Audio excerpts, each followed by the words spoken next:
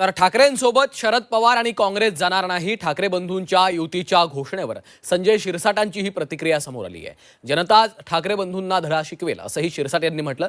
काहीही झालं तरी बीएमसीवर महायुतीचाच झेंडा फडकणार असा विश्वासही त्यांनी व्यक्त केला आहे.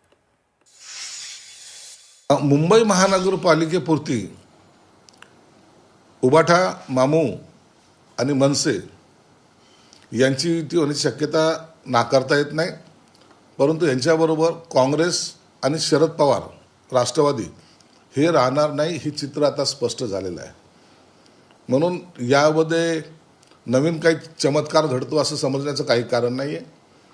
तरी राजसाहेब ज्या ज्या गोष्टीवर अडलेले आहेत त्याच्यातून आणखीन तोडगा निघालेला नाही.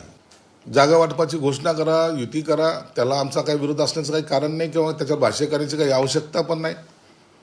आता जनताच काही दिवसातच तुम्हाला ठरवेल की या मुंबई महानगरपालिकेवर कोणत्या पक्षाचा झेंडा फडकणार आहे. परंतु निश्चित आम्हाला खात्री आहे की महायुतीचा भगवा झेंडा या मुंबई महानगरपालिकेवर असेल. ते तर किती दिवसापासून सुरू आहे. उद्या घोषणा होण्याची तो याच्यापूर्वी घोषणा खूप वेळा झाली आहे. आमच्या शुभेच्छा आहे, आमच्या शुभेच्छा आहे माननीय राजसाहेबांना, माननीय उद्धवजींना शुभेच्छा आहे. पारिवारिक शुभेच्छा आहे. आपल्या लग्न कार्यात एकत्र यावं, घर म्हणून एकत्र यावं, त्यांचा तो अधिकार आहे. भाऊ एकत्र येणे राज्याच्या जनतेकरता चांगला आहे.